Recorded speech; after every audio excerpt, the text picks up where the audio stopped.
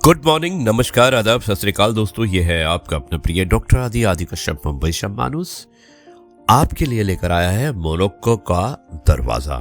बहुत अच्छी कहानी है। Episode number 2277 positive Karma. दोस्तों, मोरक्को के एक शहर था, उसका नाम था मारकोश। मारकोश शहर में यूसुफ नाम का एक कारीगर रहता था। उसकी छोटी सी दुकान थी जहां वो हाथ से बने लकड़ी के दरवाजे तैयार करता।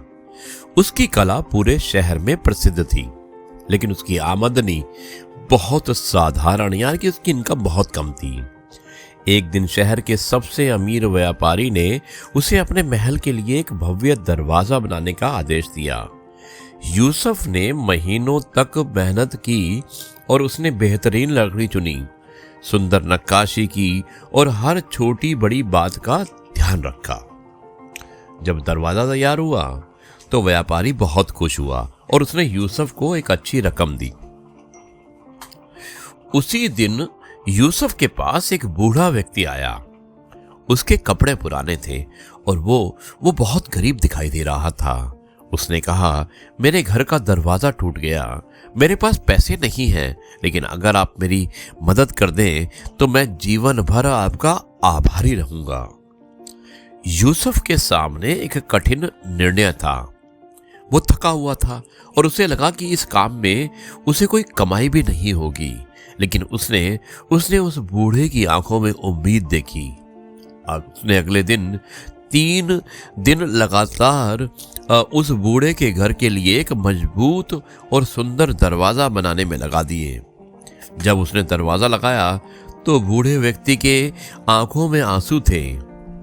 मैं आपको कुछ दे नहीं सकता, बूढ़े ने कहा, लेकिन ईश्वर आपको इसका फल अवश्य देगा। दोस्तों, समय बीतता गया। लगभग 1 वर्ष बाद मोरक्को के राजा ने पूरे राज्य के सर्वश्रेष्ठ कारीगरों को राजधानी में बुलाया। महल के लिए एक विशेष परियोजना शुरू करनी थी। जब यूसुफ वहां पहुंचा तो उसने देखा कि चयन समिति के प्रमुख वही बूढ़े व्यक्ति थे जिनके घर का दरवाजा उसने मुफ्त में बनाया था। असल में वो व्यक्ति राजा के सलाहकार थे, जो लोगों के कैरेक्टर की परीक्षा लेने के लिए साधारण वेश में घूमते थे। उस सलाहकार ने राजा से कहा कि मैंने बहुत से कारीगर देखे हैं जो सुंदर दरवाजे बनाते हैं, लेकिन यूसुफ उन लोगों में से है जो इंसानों के दिलों के लिए भी दरवाजे खोलता है। यूसुफ को वो परियोजना मिल गई जिसने उसकी पूरी जिंदगी बदल दी। दोस्तों, जब आप बिना किसी स्वार्थ के, बिना किसी मतलब के, बिना किसी एक्सपेक्टेशंस के किसी की मदद करते हैं तो हो सकता है कि दुनिया उसे ना देखे, लेकिन जीवन उसे कभी नहीं भूलता। अच्छे कर्म बैंक बैलेंस की तरह नहीं होते, बीज की तरह होते हैं। आज बोए जाते हैं और एक दिन अवश्य फल देते हैं। यही मैसेज था आज की इस कहानी का। मुझे उम्मीद है कि आपको कहानी पसंद आई होगी। अब मैं इस कार्यक्रम को यहीं पर समाप्त करता हूं और कल आपसे एक बार फिर से मुलाकात करूंगा कुछ नई बातों के साथ।